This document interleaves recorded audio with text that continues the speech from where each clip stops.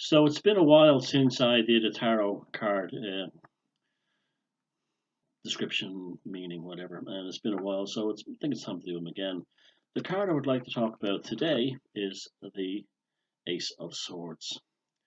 Now, the Ace of Swords is a sword over a cold climate, and you can see that there is a laurel wreath and a crown on the top, signifying the victory or the accomplishment of something. Now, what the card represents is the clarity of insight, the aha moment, the eureka moment, the that's it moment. Now, it's this is in a positive sense, of course. The sword is representative of a decision also that has to be made, and because it's a double-edged sword, there is an element of both personal benefit and external benevolence indirectly because of it. So, for instance, suppose if you were in a relationship that wasn't working out, a relationship that had problems, and you say, that's it, I've just got to get out, there's no other hope here. Well, you've devastated the other person. So that's the other side of the blade. The blade also represents the clarity of thinking, the clarity of thought, the clarity of conception, the intellect in a state of dynamic awareness, seeking a goal and getting that goal. And hence why it's associated with the north and the cold of the north. It hovers above the Arctic Circle. It lives among the northern lights.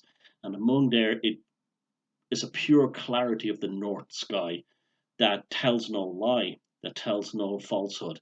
It is what it is. In the negative sense, the sword represents, if you do inverse readings, what the sword represents is lack of clear focus, lack of a decision, lack of an ability to actually change things for the better, procrastination, and so on.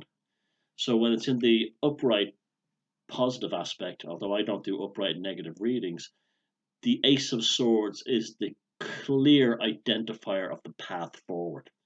When in the old time wars, when the officer went charge, that's what the sword represents. It's also in the traditional esoteric sense the sword of Saint Michael, or the sword of Archangel Michael. Now, the Archangel Michael represents the character who chased Lucifer out of heaven, but the Archangel Michael wasn't doing it because of a personal hatred of Lucifer. The Archangel Michael was doing it because it was his duty to do it. So it represents the unbridled clarity and determination of duty, of getting something done. If it has to be done, regardless of the consequences, it needs to be done. So that's why the Ace of Swords is always a very powerful card when you get in the reading. It's it's about maturity in many ways, but the right kind of maturity, the maturity that leads to personal growth and personal gain in terms of doing the right thing for oneself or for one's family or one's community or whatever in order to achieve a name. And the objective is clear, the objective is achievable, and once you are true to that, the objective is attained. The Ace of Swords.